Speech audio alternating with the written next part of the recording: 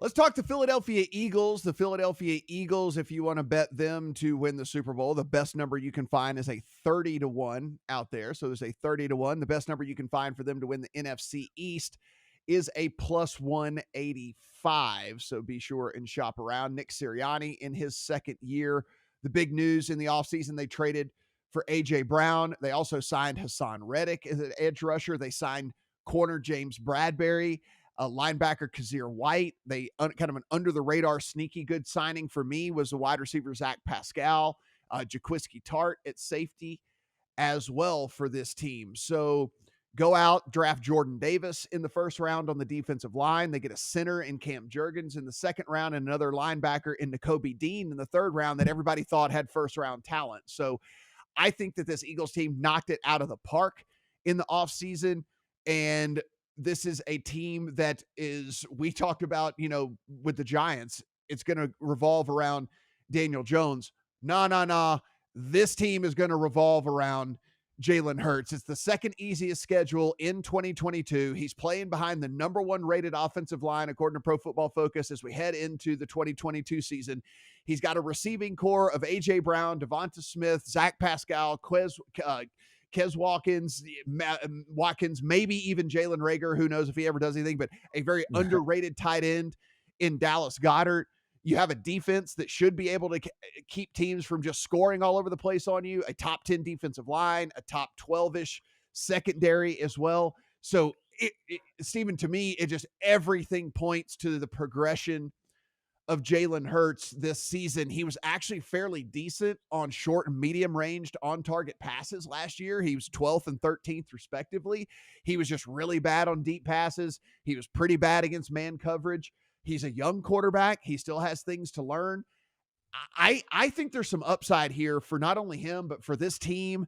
I have them all ready to win this division. I have Jalen Hurts to win the MVP. I have some varying tickets on this team. And again, let's not forget, Jalen Hurts is finally going into a second season where he has the same coaching staff intact for the first time in his career. If you remember, Alabama was a coaching factory, right?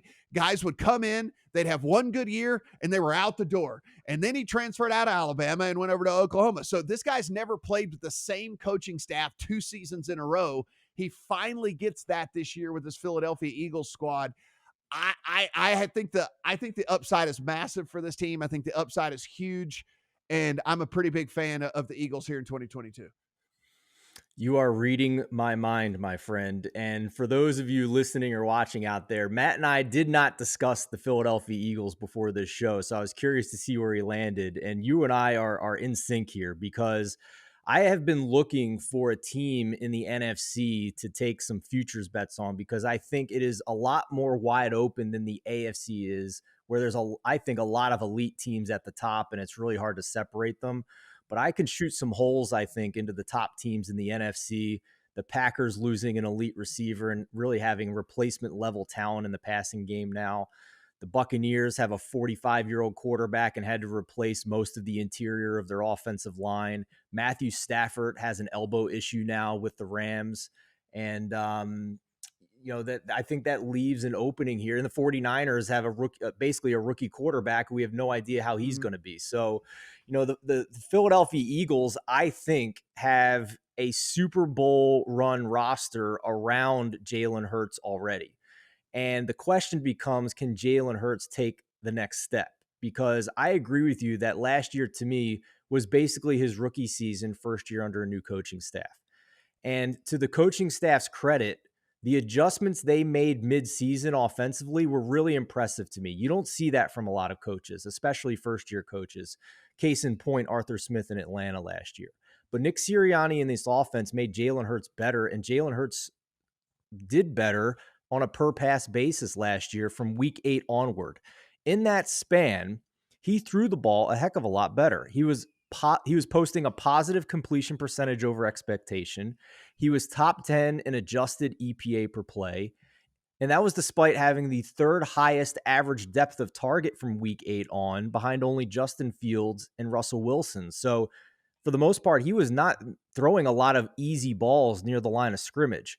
The overall situational EPA per play ranks from week 8 on for Jalen Hurts, slightly above average in the pocket. He was 12th on early downs without play action. He was top 10 on layup throws. All of those were better than Lamar Jackson, by the way. He was just 29th on third and fourth downs, which we know year over year is not a sticky stat. That could absolutely flip this year for Jalen Hurts to be better on third and fourth downs.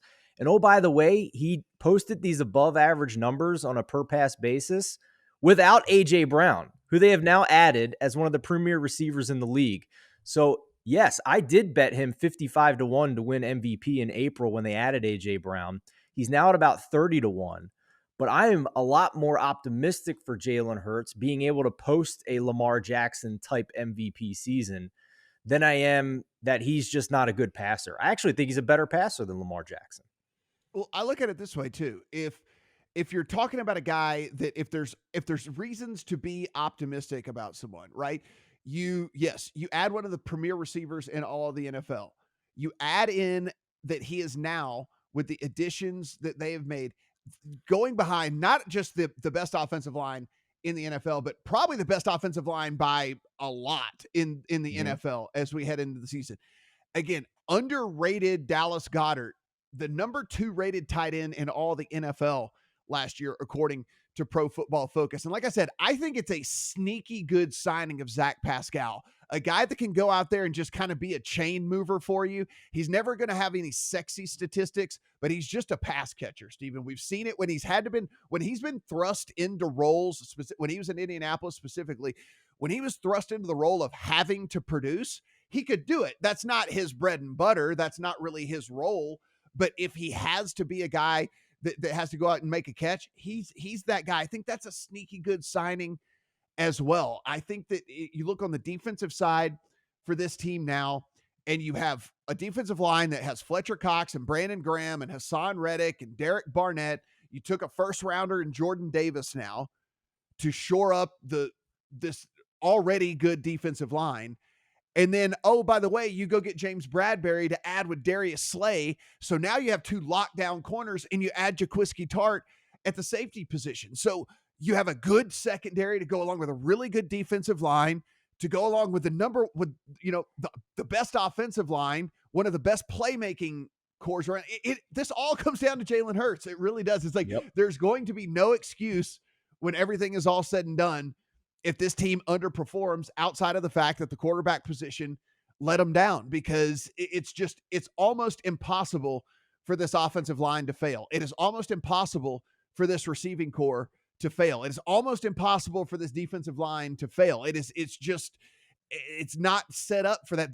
There's even depth behind all of these units as well. And so if Jalen Hurts has even just a 10% uptick, Stephen, from what he was at last year, we're talking, instead of 3,200 yards passing, we're talking like 3,800, 3,900, pushing 4,000. Instead of the 750 rush yards, we're talking the 850 rush yards. One, this team is going to be right up there with what we're considering to be the best teams in the league. And 2, Jalen Hurts is going to be right up there at the top of the conversation when it comes to MVP. I have that ticket in the account. You have that ticket in the account. I still think at 30-1, it was something I would pull the trigger on, because I believe that they win this division. And if you win this division, you can always overshoot where we think you're going to be by a couple of games as well. Because if you're winning the division, it's probably because one of the teams in the division wasn't any good along the way anyway. And so, tack on an extra couple wins. I'm kind of all in on this Eagles team. I can't believe it. Yeah, for sure. And we're not saying Jalen Hurts is going to win MVP with 5,000 passing yards and 40 touchdowns. He can win. Lamar Jackson has proven that total offense can win you the MVP with this crop of voters. So that is in the range of outcomes. So, and let's think about this conceptually, Matt. The Eagles last year were passing a lot, so defenses had light boxes. When they changed it up midseason, they were running at will. They were 4th and 1st for the entire season last year. I beg your pardon, from week 8 onward, 4th and 1st in rush EPA and success rate. If you line up with light boxes against this offensive line, they will maul you no matter who the running back is behind there. So now, if they're going to go with heavier boxes And Jalen Hurts has a proven receiver who can beat one-on-one coverage and A.J. Brown on the outside. Wheels up, my friend, Yeah. because now it's pick your poison. So if Jalen Hurts in his second full year in this offense has more liberty to adjust at the line of scrimmage based on how many guys are in the box, that's going to make this team pretty formidable. So, yes, I think the ceiling is there for this Philadelphia team. Like I said, I have no problem with basically any of their markets: Super Bowl, Mhm. NFC, NFC East. You Same. can get an alt win total of plus 170 for over 10.5.